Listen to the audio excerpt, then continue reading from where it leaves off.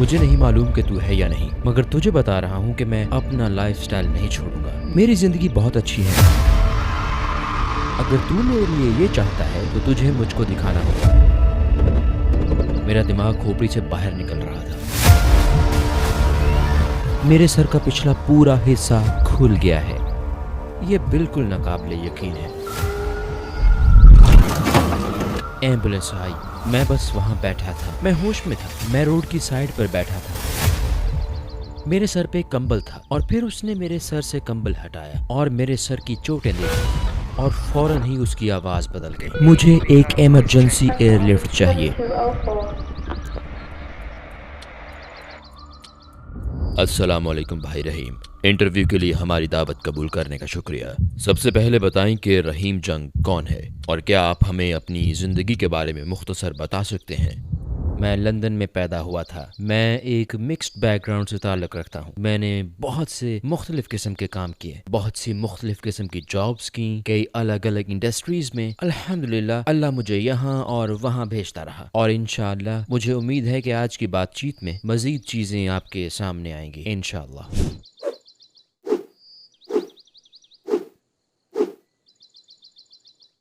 पहले आपकी ज़िंदगी कैसी थी? उन दिनों शायद मेरा किसी ज़ात पर ईमान नहीं था। मेरी परवरिश मैं कहूँगा कि बहुत ही खुले जहन के माहौल में हुई। मेरे वालिद इस्लाम पर यकीन रखते थे, मगर वो रिवायती इस्लाम को नहीं मानते थे जैसे कि हम इसे समझते हैं, जिस तरह मैं अब इसे समझता हूँ। मेरी माँ मजहब से भरपूर नफरत करती थी। पहले उनकी शादी किसी आयरिश मर्द से हुई थी, फिर उन्हें तलाक हो गई और कैथोलिक मजहब में तलाक की इजाज़त नहीं है, लिहाजा उन्हें खारिज कर दिया गया, कैथोलिक मजहब से निकाल दिया गया। फिर जब वो मेरे वालिद से मिली तो लोगों ने इस बात को कबूल नहीं किया। उन्होंने मजहबी लोगों को देखा और उनमें मुनाफिकत नजर आई। वालिदा ने उनको हमेशा दूसरों को सिखाने मगर खुद अमल ना करने वाला पाया। तो हम ऐसे माहौल में बड़े हुए जहाँ घर में कोई हकीकी मजहब नहीं था। हमें बस अपना किरदार अच्छा बनाना, मामलात अच्छे रखना, तौर तरीके अच्छे बनाना सिखाया जाता था, मगर मजहब की कोई अहमियत नहीं थी। और अगर मैं अब उस वक्त को सोचूं तो शायद मुझे कभी कभी शक पैदा होता था कि खुदा है भी या नहीं, या कोई मजहब है या इस तरह की कोई चीज है या नहीं। और मेरा ये यकीनी ईमान नहीं था कि हमें किसी अकीदे को मानने की जरूरत है। तो क्या आप हमें अपनी जवानी के ज़माने के बारे में बताएंगे? जब मैं 18 साल का था तो हर चीज़ में नाकाम हो रहा था। मैं स्कूल के सारे इम्तिहानों में फेल हो रहा था और मैं बस म्यूजिक बिजनेस में काम करना चाहता था, चाहे किसी भी तरह हो। अल्हम्दुलिल्लाह एक मौका मिला। मेरे वालिद कोई बिजनेस कर रहे थे। उनके बिजनेस पार्टनर्स में एक शख्स ऐसा भी था जिसके म्यूजिक बिजनेस में बहुत से राब्ते थे। मैंने उससे बात की और कहा, देखो प्लीज मुझे किसी भी तरह इन करवा दो, बस मुझे अंदर दाखिल करवा दो, बाकी काम मैं खुद कर लूंगा, बस मुझे इन करवा दो। आखिर उसने किसी से बात कर ही ली और मैंने म्यूजिक प्रमोशन कंपनी में काम शुरू कर दिया। मैं बहुत खुश था, लगता था पूरी दुनिया मेरी मुट्ठी में आ गई हो। फिर उससे मुझे अगली जॉब का मौका मिला जो बहुत ही जबरदस्त जॉब थी। मैं जिस कंपनी में काम कर रहा था उसे स्टीवी वंडर के लिए प्रमोशन करने का कॉन्ट्रैक्ट मिला और उसे चलाने वाली अहम तरीन शख्सियत एक प्रोजेक्ट मैनेजर थी। उन्होंने मुझे फोन किया और कहा, क्या तुम अभी अपनी जॉब छोड़कर मेरे साथ काम करना चाहोगे? मैंने कहा, डिपेंड करता है कि काम क्या है। उन्होंने कहा, हम यहाँ यूके में मोटन रिकॉर्ड्स शुरू कर रहे हैं। ये तो जैसे मेरा ख्वाब पूरा हो गया था। पूरी हिस्ट्री में मोटन सबसे बड़ा रिकॉर्ड लेबल है। अपने नाम के साथ मोटन का नाम जुड़ना, ऐसा बिजनेस कार्ड अपने पास होना जिस पर मोटन रिकॉर्ड्स लिखा हुआ हो, आप कहीं भी जाएं ये कार्ड आगे कर दें, सारे दरवाजे खुल जाते हैं। और मुझे यूके में मोटन रिकॉर्ड्स का ये नया विजन शुरू करने का मौका मिल रहा था। वो कौन सा नतीजा खेज लम्हा था जो आपको इस्लाम के करीब ले आया? मेरे ख्याल में मेरे लिए एक नतीजा खेज लम्हा वो था जब मैं एक पार्टी में था। इस बड़ी पार्टी में म्यूजिक, लोग और सब कुछ था और मेरे अंकल वो हाल ही में मजहबी बने थे और वो माह रमजान था। मुझे ये भी नहीं पता था कि ये रमजान है। वो आए और उन्होंने पार्टी हॉल के दरवाजे पर दस्तक दी। उन्हें मालूम था कि मैं अंदर हूँ। उन्होंने मुझे बुलाया और कहा, मैं चाहता हूँ कि आज रात तुम मस्जिद चलो। मैंने कहा, मैं यहाँ अपने दोस्तों के साथ हूँ, आपको तो पता है अंकल, प्लीज किसी और दिन। मगर उन्होंने कहा, नहीं आज रात। मैंने फिर कहा, मैं नहीं जा सकता। उन्होंने कहा, मैं बहस नहीं कर रहा, मैं तुम्हें बता रहा हूँ। और मुझे नहीं पता था कि ये लैलतुल कदर है। वो मुझे इलाके की मस्जिद में ले गए। इस वक्त मैं मोटन रिकॉर्ड्स में था और उस वक्त मैं कहूंगा कि मेरी जिंदगी मेरी उम्मीदों से ज्यादा बेहतर गुजर रही थी। और मुझे कनूत में दुआ का होना याद है। मैं उसमें शामिल नहीं हो रहा था। मैं मस्जिद के आखिरी सिरे पर बैठा था और मुझे पावर महसूस हुई। आमीन आमीन आमीन। मुझे ये कहना याद है, मैंने वहाँ बैठे बैठे कहा, देखो खुदा, मुझे नहीं मालूम तू है या नहीं, मगर तुझे बता रहा हूँ कि मैं अपना लाइफस्टाइल नहीं छोड़ूंगा। मैंने कहा, मैं नहीं छोड़ने वाला, मेरी जिंदगी बहुत अच्छी है। मैंने कहा, अगर तू मेरे लिए ये चाहता है तुझे कुछ करना होगा, तुझे मुझको दिखाना होगा। تب سے چیزیں خراب اور پھر خراب سے خراب تر ہوتی چلی گئیں، یہاں تک کہ مجھ میں حقیقی ڈر بیٹھ گیا کہ میں پاگل پن کی طرف جا رہا ہوں۔ میں ٹھیک سے کام کرنے کے قابل نہیں تھا، میں کام کرنے کا اہل نہیں رہا تھا، میں ہر کام سے قاصر ہو گیا، میرے تعلقات خراب ہو گئے اور سب برباد ہو گیا، اور میرا کیریئر تباہ ہو گیا، ہر چیز بگڑ گئی، اور میں بالکل ایک کشمکش میں پھنس گیا جس سے دماغی توازن خاصا بگڑ گیا۔ میں بالکل پریشان حال تھا۔ مجھے یاد ہے ایک دن میرے ایک کزن نے پھر وہی کام کیا۔ وہ انہی انکل کا بیٹا تھا جو مجھے مسجد لے گئے تھے۔ وہ مجھے مسجد کے امام سے ملوانے لے گیا، اور مجھے یاد ہے امام مجھ سے ایک ہی بات کہے جا رہے تھے۔ وہ مسلسل کسی سمت کے بغیر سفر کی بات کر رہے تھے، اور مجھے محسوس ہوا کہ میں سفر کر رہا ہوں، مگر یہ نہیں جانتا کہ میں کہاں جا رہا ہوں۔ مجھے معلوم نہیں تھا کہ زندگی کا مقصد کیا ہے، مجھے نہیں پتا تھا کیا اہم ہے۔ اور مجھے یاد ہے اس جاب پر میں ایک دن سو گیا تھا، میں اپنی کرسی پر سو گیا تھا، اور مجھے نیند سے جاگنا یاد ہے۔ اور بھائی مجھے ایسا محسوس ہوا، میں اس کی وضاحت نہیں کر سکتا۔ مجھے محسوس ہوا جیسے میں خالی ہاتھ کائنات کے درمیان تیر رہا ہوں۔ مجھے نہیں معلوم تھا کہ میں کون ہوں، میں نہیں جانتا تھا کہ میں کہاں جا رہا ہوں، مجھے نہیں پتا تھا کہ کیا ہو رہا ہے۔ میں نے ہر طرح کے مشکل حالات سہے۔ وہ کون سی چیزیں تھیں جنہوں نے آپ کو اسلام کے بارے میں سب سے زیادہ متاثر کیا؟ شروع میں دو چیزوں نے مجھے سب سے زیادہ متاثر کیا۔ نمبر ایک، جب میں نے ان لوگوں کو دیکھا، اور میں اپنے ہی خاندان کے ان لوگوں کو جانتا تھا، دور کے رشتہ دار جو عملی مسلمان نہیں تھے، ان میں سے کوئی عملی مسلمان نہیں تھا، ہم میں سے کوئی بھی بڑے خاندان میں نہیں پلا بڑا تھا، لیکن جب میں ان لوگوں کو دیکھتا تھا جنہوں نے اسلام پر عمل شروع کیا تھا، تو مجھے ہمیشہ ان میں اطمینان، ایک سکون نظر آتا تھا جو دوسروں میں نہیں ہوتا تھا، اور اس چیز نے مجھ پر بہت اثر ڈالا، خصوصاً جب میں اپنے کزن کے پاس جاتا تھا۔ وہ شادی شدہ اور ایک بچے کا باپ تھا، اس کے پاس پیسے نہیں ہوتے تھے، پھر بھی وہ مجھ سے زیادہ خوش تھا، اور میں میوزک بزنس میں کام کر رہا تھا، خوب روپے پیسے اور سیلیبریٹیز کے ساتھ، مگر پھر بھی وہ مجھ سے زیادہ خوش تھا۔ آخر کیسے؟ نمبر دو، جب وہ مجھ سے بات کرتا، میں اسے کہتا ہاں مگر اس کے بارے میں کیا خیال ہے، یہ بات سمجھ سے باہر ہے، خدا یہ کیسے کر سکتا ہے، اور خدا نے یہ کیوں کیا، اور ایک پیغمبر کیوں؟ میں اسے پوچھتا تھا کیونکہ میں یہ نہیں چاہتا تھا، میں ایمان لانا نہیں چاہتا تھا۔ اس کے جوابات ہمیشہ یہ ہوتے تھے، اللہ تعالیٰ قرآن میں یہ فرماتا ہے، پیغمبر محمد صلی اللہ علیہ وسلم نے فرمایا، وہ میرے ساتھ کبھی بھی ایک دفعہ بھی اپنی عقل، اپنی دلیل سے بحث نہیں کرتا تھا، اور وہ ہمیشہ صحیح جواب ہوتا تھا، اور میں سوچتا تھا اس کے پاس ہمیشہ صحیح جواب کیسے ہوتا ہے، اور میں سوچتا تھا کہ یہ حیرت انگیز بات ہے۔ دراصل وہ اپنی بات نہیں کرتا تھا، وہ تو بس مجھے قرآن اور سنت بتا دیتا تھا۔ تو کون سے واقعات نے آپ کو اپنا رستہ بدلنے پر مجبور کیا؟ مجھے وہ لمحہ یاد ہے، وہ لمحہ جب ہر چیز بدل گئی۔ میں آپ کو تاریخ بتا سکتا ہوں، 5 اکتوبر 1993 میں کچھ دوستوں کے ساتھ ایک بار میں تھا، اور مجھے محسوس ہوا کہ ایک پینک اٹیک ہو رہا ہے۔ پہلے میرے ساتھ اس طرح کی کوئی کیفیت نہیں ہوئی تھی، میں وہاں سے بھاگ جانا چاہتا تھا، اور پھر میں نے سوچا میں کہاں بھاگ رہا ہوں، اور جب میں وہاں پہنچوں گا تب بھی یہی کیفیت محسوس کروں گا۔ مجھے محسوس ہوا جیسے زمین کھل گئی ہو اور وہ مجھے نگلنے والی ہو، اس طرح کا احساس تھا۔ میں گاڑی چلا کر گھر آ گیا، مجھے یہ بھی نہیں پتا کہ میں گھر کیسے پہنچا۔ پہلی مرتبہ میں نے دعا کی، اور مجھے نہیں پتا تھا کہ میں کیا کہہ رہا ہوں، مجھے نہیں معلوم تھا کہ میں کیا کر رہا ہوں، لیکن سب سے مزاحیہ بات یہ ہے، اس چیز نے بتایا کہ میں اپنی زندگی میں کہاں کھڑا ہوں۔ میں نے کہا اے خدا پلیز میری مدد کریں، اور پھر میں نے ایک معاملہ کر لیا۔ میں نے کہا دیکھیں، اگر آپ مجھے ابھی بچا لیں، اگر آپ مجھے پاگل ہونے سے بچا لیں، تو میں 2 ہفتوں کے لیے ہر حرام چیز چھوڑ دوں گا۔ میں نے یہ اس لیے کہا کیونکہ اس سے زیادہ عرصے تک میرے لیے یہ سب چھوڑنا ناممکن تھا، اور پھر میں نے کہا نہیں، یہ کافی نہیں ہے۔ میں نے کہا خدا اگر آپ مجھے بچا لیں، میں سب حرام چیزیں 1 مہینے کے لیے چھوڑ دوں گا۔ پھر میں نے کہا نہیں، یہ بہت لمبا عرصہ ہے، یہ بہت لمبا۔ پھر میں نے کہا 3 ہفتے، ہاں ٹھیک ہے، میں مطمئن ہو گیا، 3 ہفتے۔ میں نے کہا خدا اگر آپ مجھے ابھی بچا لیں تو میں ہر حرام چیز اگلے 3 ہفتوں کے لیے چھوڑ دوں گا، میں کسی حرام چیز کو نہیں چھوؤں گا۔ وہ پہلا دن تھا جب میں نے حرام چھوڑنے کا فیصلہ کیا تھا، اور ظاہر ہے 3 ہفتے بعد میں بری حالت میں تھا، میں تب بھی بہتر نہیں تھا۔ پھر میں نے کہنا شروع کیا کیونکہ اس وقت تک میں نے دعا مانگنی شروع کر دی تھی، اور میں نے قرآن بھی کھول لیا تھا۔ مجھے پہلی مرتبہ قرآن کھولنا یاد ہے، اور ظاہر ہے مجھے اپنی زندگی کی اہم ترین آیات میں سے ایک آج تک یاد ہے، فَإِنَّ مَعَ الْعُسْرِ يُسْرًا إِنَّ مَعَ الْعُسْرِ يُسْرًا۔ تم اس وقت جس مشکل میں ہو وہ ختم ہو جائے گی، اور مجھے اس پر رک جانا یاد ہے، اس پر ٹھہر جانا یاد ہے۔ ہر چیز کی طرح میں اس آیت پر ٹھہر گیا تھا کہ شاید اس مشکل کے بعد کچھ آسانی آنے والی ہے۔ کون سی بات نے آپ کو یقین دلایا کہ اسلام 100% سچا ہے؟ میں آپ کو سچ بتاؤں گا، میرے خیال میں جب آپ میری طرح کئی مختلف نظریاتی بیک گراؤنڈز کے ساتھ پلے بڑھے ہوں بلکہ ابھی بھی میرا بھائی ایگنوسٹک یا شاید ایتھیسٹ ہے، میری بہن بودھسٹ ہے، اور میرے سسر یہودی ہیں، میری ساس ایتھیسٹ تھیں۔ میرے خاندان کے قریب ترین لوگ یا ان میں سے زیادہ تر مذہبی نہیں تھے، اور میرے بہت سے قریب ترین دوستوں کا بھی یہی حال ہے۔ لیکن میرے نزدیک ایمان کا سفر ایک مسلسل سفر ہے، اسے مسلسل آزمایا جاتا ہے، اور شیطان ہر وقت وسوسے پیدا کرے گا۔ تو میں ایمانداری سے کہوں گا کہ میرا سفر سیدھا نہیں رہا، سیدھا اور بالکل سیدھا ایمان اوپر نیچے ہوتا رہا ہے۔ اور پھر مشکلات کے دن جن کا مجھے سامنا ہوا، جب میں سوچ میں پڑ گیا کہ میں اسلام کے صحیح ویژن کو فالو کر رہا ہوں یا نہیں، کیا اتنا زیادہ مذہبی بننا واقعی ضروری ہے، یا شاید یہ چھوٹے گناہ ہونا اتنی بری بات نہیں ہے، یا پھر شاید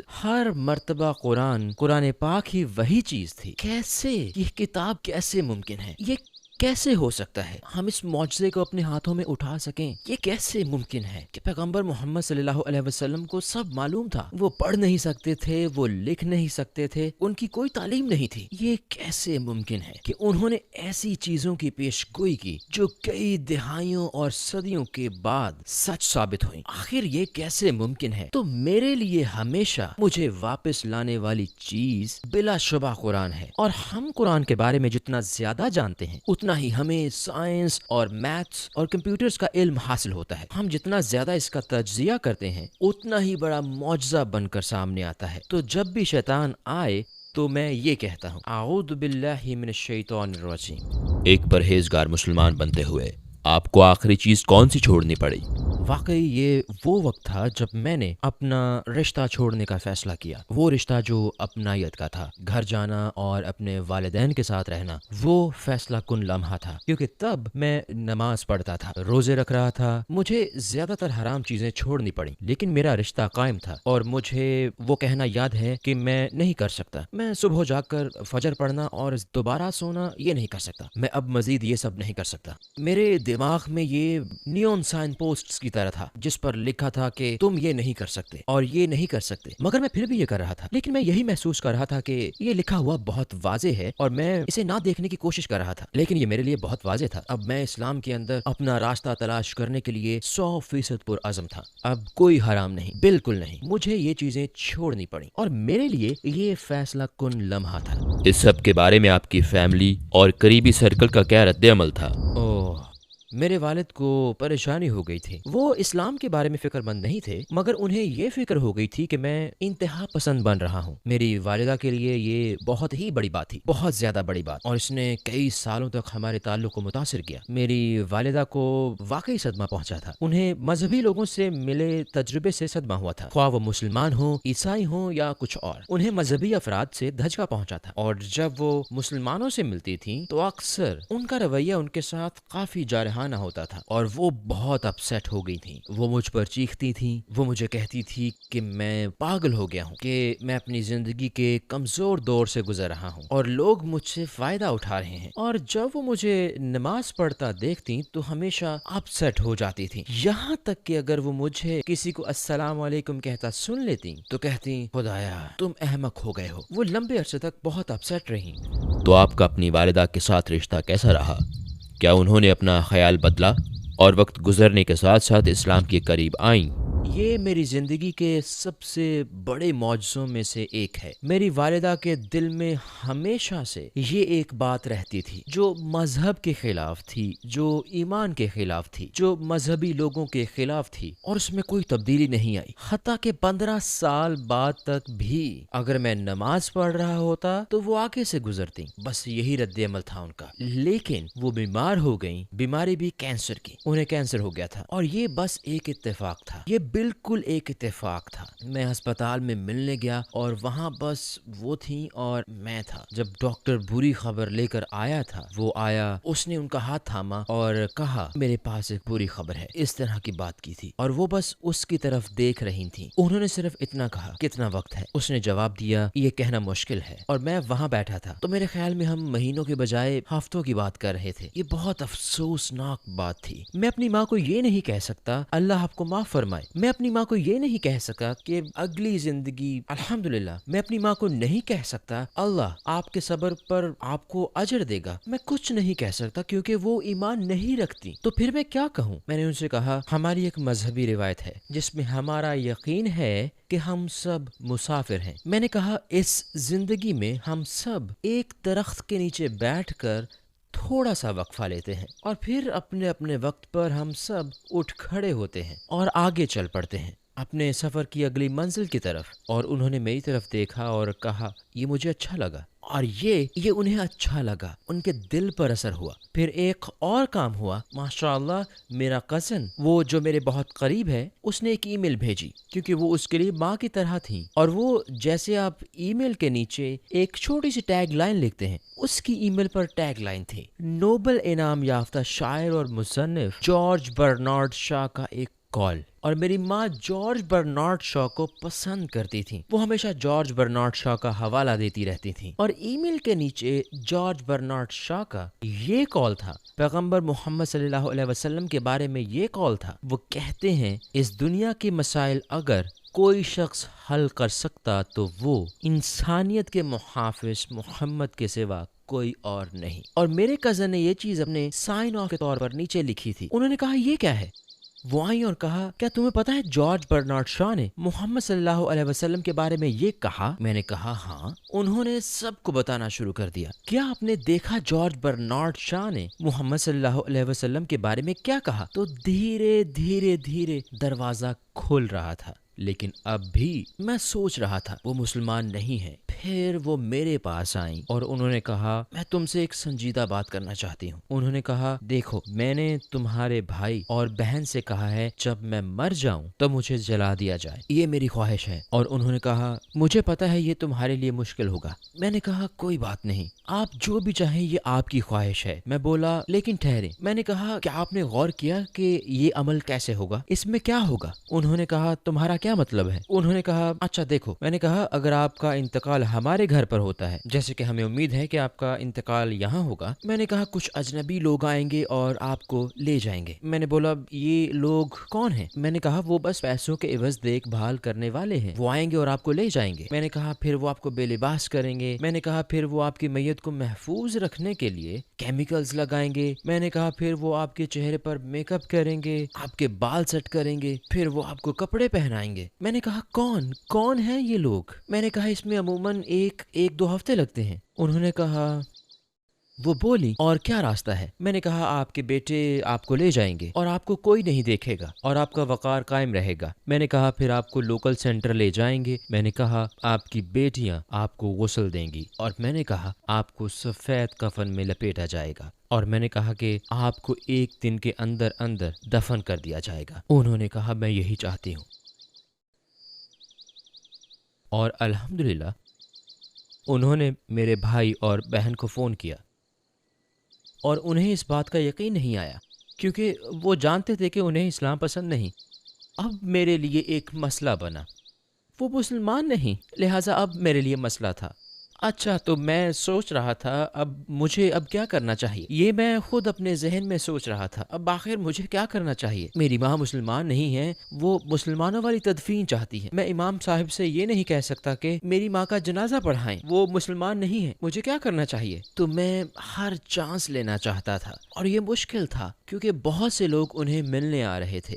میں چاہتا تھا بس سب چلے جائیں، کیونکہ بس چند منٹ کے لیے، صرف چند منٹ کے لیے میں ان سے اکیلے میں بات کر سکوں۔ اور پھر مجھے پہلا موقع ملا، اور چونکہ وہ ایک نرس تھیں، ان کی پسندیدہ چیز میڈیسن تھی، وہ انسانی جسم کی ساخت پر حیران ہوتی تھیں۔ تو میں نے ایک دن ان سے کہا انسانی جسم جس انداز سے کام کرتا ہے یہ شاندار ہے۔ میں نے کہا آپ کے خیال میں کیا یہ ممکن ہے کہ اسے ڈیزائن کیا گیا ہے اور یہ محض اتفاق نہیں؟ انہوں نے کہا ہاں مجھے ایسا لگتا ہے۔ میں نے کہا ٹھیک ہے، میں نے اپنی بات ختم کر دی۔ پھر میں دوبارہ آیا، اگلی مرتبہ پھر سے لوگ آ رہے تھے، دن گزر رہے تھے، ہر دن مجھے پتا نہیں تھا کہ وہ 1 دن زندہ رہتی ہیں، 4 دن، 5 دن۔ میں سوچ رہا تھا مجھے موقع کب ملے گا، ایک اور موقع۔ میں نے کہا ہم نے آخری مرتبہ بات کی تھی، میں نے خالق کے موجود ہونے پر بات کی تھی۔ میں نے کہا آپ کے خیال میں کیا یہ ممکن ہے کہ خالق نے ہمارے لیے کچھ لوگ بھیجے ہوں، اچھے لوگ جو ہماری رہنمائی کریں، عیسیٰ علیہ السلام کی طرح، ابراہیم علیہ السلام، موسیٰ علیہ السلام اور محمد صلی اللہ علیہ وسلم کی طرح، ان کی طرح۔ میرا مطلب ہے اس طرح گھما پھرا کر بات کر کے۔ میں بہت ڈرا ہوا تھا کہ وہ کہیں گی نہیں نہیں نہیں۔ انہوں نے کہا ہاں میرا خیال ہے یہ ممکن ہے۔ اب میرے من میں آیا یہ کافی ہے، کیونکہ مجھے ڈر تھا اگر میں ان سے کہوں کلمہ شہادت پڑھیں تو وہ کہیں گی کیا میں یہ نہیں پڑھوں گی اور پھر میں پھنس جاؤں گا۔ میں نے دل میں سوچا یہ کافی ہے، الحمدللہ میں امام صاحب کو بتاؤں گا، انہوں نے کہا ہے کہ میں اللہ کو مانتی ہوں اور یہ کہ محمد صلی اللہ علیہ وسلم کو مانتی ہوں، الحمدللہ یہ کافی ہے، ہم انہیں دفن کر سکتے ہیں۔ تو میں نیچے آیا اور میں نے اپنے بیٹے اور بیوی کو بتایا۔ میں نے کہا الحمدللہ، انہوں نے کہا کہ وہ اللہ کو مانتی ہیں، انہوں نے کہا کہ وہ پیغمبروں کو مانتی ہیں، یہ کافی ہے۔ میرا بیٹا اس نے کہا یہ کافی نہیں، یہ کافی نہیں۔ میں نے کہا ٹھہرو۔ اس نے کہا مجھے جا کر بات کرنے دیں۔ میں نے کہا نہیں نہیں، کیونکہ اگر انہوں نے نہ کر دی تو پھر ہم پھنس جائیں گے۔ وہ اوپر گیا، مجھے لگا جیسے وہ 5 گھنٹے سے اوپر گیا ہوا ہے۔ میں دائیں سے بائیں واک کر رہا تھا اور پھر وہ واپس آیا اور مجھے نہیں پتا کہ وہ کتنی دیر اوپر رہا۔ میں نے کہا کیا ہوا؟ اس نے کہا کوئی مسئلہ نہیں، انہوں نے کلمہ شہادت پڑھ لیا۔ اللہ اکبر۔ تو ماشاءاللہ انہوں نے عربی میں کلمہ شہادت پڑھا۔ الحمدللہ یہ میری زندگی کا سب سے بڑا معجزہ ہے اور وہ مسلمانوں کے قبرستان میں دفن ہے۔ الحمدللہ الحمدللہ۔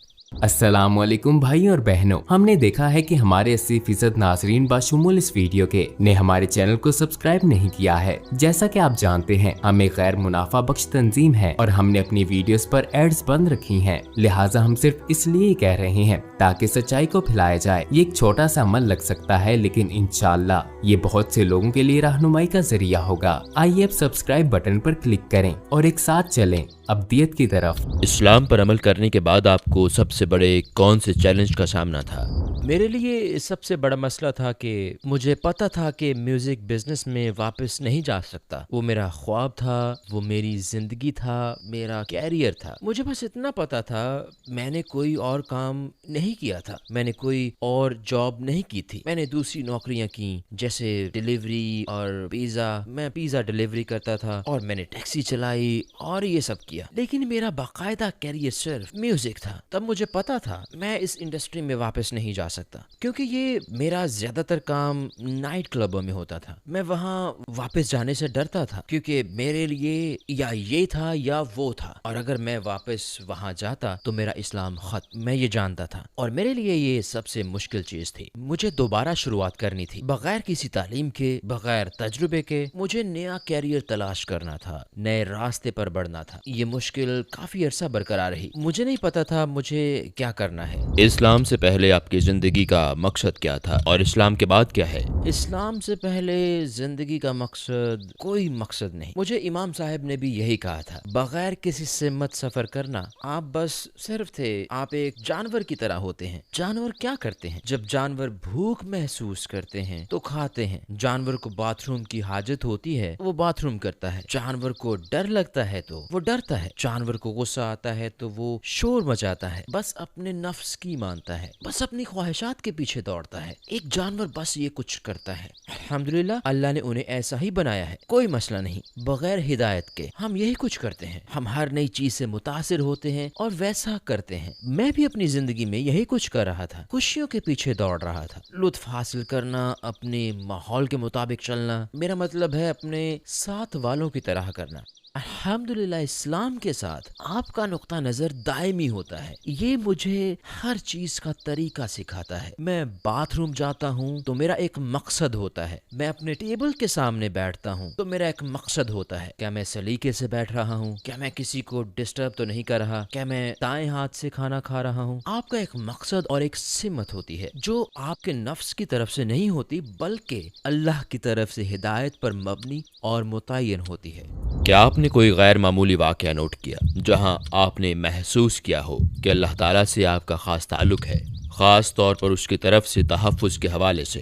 اپنی منتخب کردہ چیزوں سے نہیں، اللہ کی ہدایت سے۔ الحمدللہ میری خوش قسمتی ہے کہ میں نے بہت سی مسلم چیریٹیز کے ساتھ کام کیا، میں نے ہمیشہ صدقے کے معجزے دیکھے ہیں۔ میں ایک چیریٹی ڈنر پر تھا اور اس ڈنر پر ایک خاص مقصد کے لیے چندہ جمع کیا جا رہا تھا۔ میں آپ کو بتاؤں گا کہ وہ مقصد کیا تھا۔ میرا ارادہ تھا کچھ رقم عطیہ کرنے کا، اور میں کچھ رقم عطیہ کرنے کے لیے تیاری کر کے آیا تھا، اور مجھے معلوم تھا کہ یہ ایک چیریٹی ڈنر ہے۔ میں نے اپنی بیوی سے کہا، دیکھو یہ ایک بڑی منفرد چیز ہے، سوچو ہم ایک شخص کو بچائیں گے، دراصل اتنی رقم سے ہم صرف ایک کو بچائیں گے۔ اور میں نے کہا تھوڑا زیادہ دیتے ہیں۔ اس نے کہا ٹھیک ہے زیادہ دے دو۔ جتنی رقم دینے کا ہمارا ارادہ تھا ہم نے اس کا 6 گنا دیا۔ کچھ دن بعد میں ایک ٹرپ پر جا رہا تھا۔ ہم نیوزی لینڈ اور آسٹریلیا میں کچھ ویڈیوز بنا رہے تھے اور کچھ چیریٹی کا کام کر رہے تھے۔ نیوزی لینڈ میں واپسی پر ہمارے پاس ایک اضافی دن تھا جس پر ہم گھومنے نکلے اور خوبصورت غاروں کو دیکھنے گئے۔ انہیں ماوری غاریں کہتے ہیں۔ ہم وہاں سے واپس آ رہے تھے کہ ایک حادثہ پیش آیا۔ گاڑی کا دروازہ کھل گیا اور میں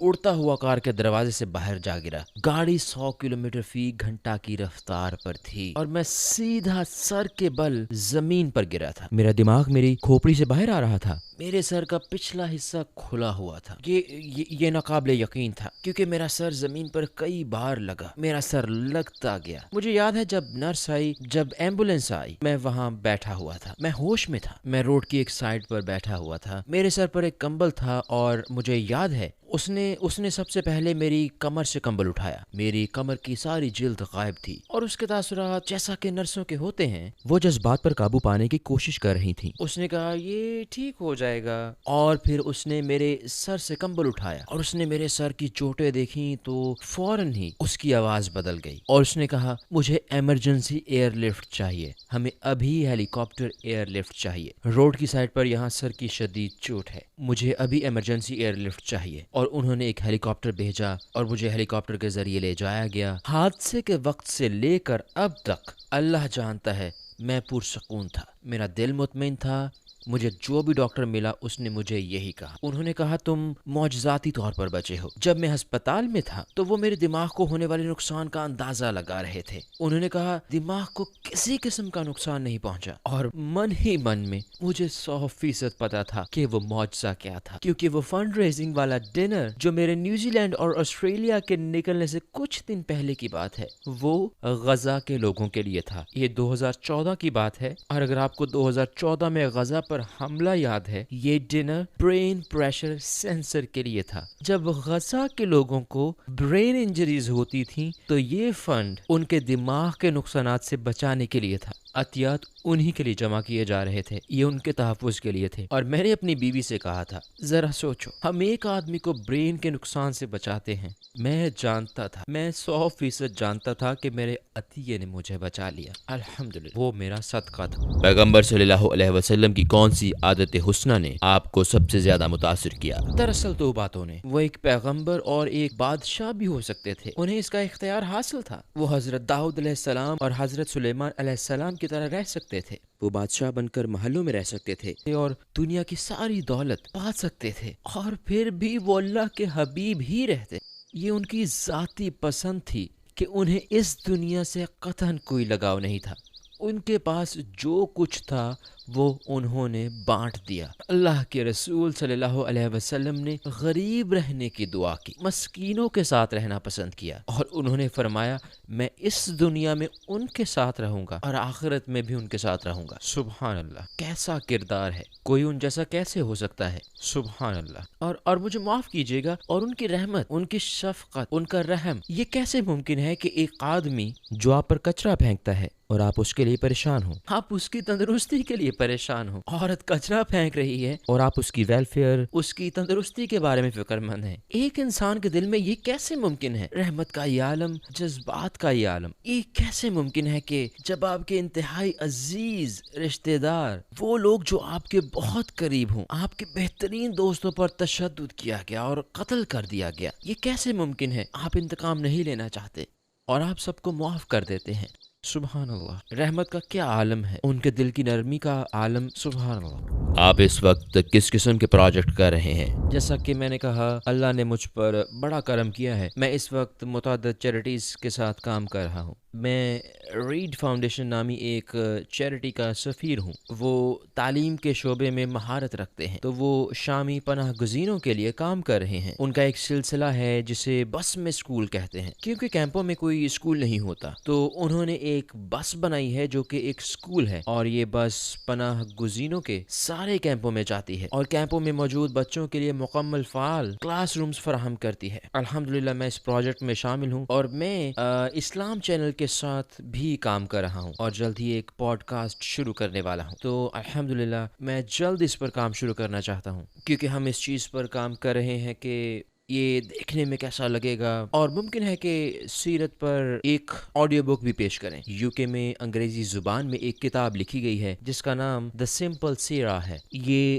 غیر مذہبی لوگوں کے لیے ہے، یا ایسے لوگوں کے لیے جو مذہب پر تھوڑا بہت عمل کرتے ہیں، جو سیرت طیبہ کے بارے میں زیادہ نہیں جانتے، اور وہ ایک آڈیو بک چاہتے ہیں، اور وہ اس حوالے سے میرے بارے میں سوچ رہے ہیں. تو انشاءاللہ آڈیو بک کی آوازوں میں ایک آواز میری بھی شامل ہوگی. الحمدللہ. آپ اپنے حتمی تاثرات میں کیا کہنا چاہیں گے؟ الحمدللہ میں ایک نصیحت کے طور پر کہنا چاہوں گا، میرے لیے پہلی اور سب سے اہم چیز بنیاد پر واپس جانے کی ہے، پیغمبر محمد صلی اللہ علیہ وسلم کی حیات طیبہ. جب کبھی ہمیں رہنمائی درکار ہو، انہوں نے اپنے معاملات کیسے حل کیے، وہ بچوں کے ساتھ کیسے برتاؤ کرتے تھے، وہ اپنی بیویوں، اپنی فیملی کے ساتھ کیسے برتاؤ کرتے تھے، ہم ان کی مثال سے بہتر سمجھ سکتے ہیں، اور یہ ہم بیٹھے بٹھائے نہیں کر سکتے. ہمیں پڑھنا پڑے گا، ہمیں اسے سیکھنا ہوگا، آپ کو اس کے بارے میں پڑھنا ہوگا. ہمیں اللہ اور اس کے رسول صلی اللہ علیہ وسلم کا قرب پانے کے لیے کوشش کرنی ہوگی، اور پھر اللہ خود بخود ہمارے قریب آئے گا. اور یہی کچھ میری زندگی کا تجربہ ہے کہ جب کبھی آپ اللہ کی طرف ایک چھوٹا سا قدم بڑھاتے ہیں، اللہ آپ کی طرف دوڑ کر آتا ہے، اور مشکل وقت اللہ کی رحمت ہے، اس سے اللہ آپ کو جھنجھوڑتا ہے، اور وہ جھنجھوڑے گا. لوٹ آؤ. اور میں نے نوجوانوں میں سب سے بڑا مسئلہ شیطان کی چال کا دیکھا ہے، کیونکہ میری گرل فرینڈ ہے، یا کیونکہ میں چرس پیتا ہوں، کیونکہ میں شراب پیتا ہوں، یا کیونکہ میں نائٹ کلب جاتا ہوں، یا کہوں کہ میں یہ کرتا ہوں، تو پھر اسلام میرے لیے نہیں ہے. یہ نہیں ہو سکتا. میں ایمان والا ہو کر یہ سب نہیں کر سکتا. یہ ایک جھوٹ ہے. اسلام سب کے لیے ہے. در حقیقت اسلام ہے ہی گناہ کاروں کے لیے. اسلام ہارے ہوئے لوگوں کے لیے ہے. یہ ان کے لیے ہے جن کے پاس کچھ نہیں. یہ ان کے لیے ہے جن کا خیال ہے کہ ان کی امید دم توڑ چکی ہے. وہ اللہ ان کے لیے موجود ہے. اللہ ہمیشہ موجود ہے، ہمیشہ. تو اگر آپ سب کچھ نہیں کر سکتے تو ہاتھ پر ہاتھ رکھ کر نہ بیٹھیں، کچھ نہ کچھ کریں. جو کچھ آپ کر سکتے ہیں بس دروازہ کھلا رکھیں. حتیٰ کہ آپ محض ایک قدم ہی کیوں نہ لے رہے ہوں، بس وہ قدم اٹھائیں انشاءاللہ، اور اللہ آسانیاں پیدا فرمائے.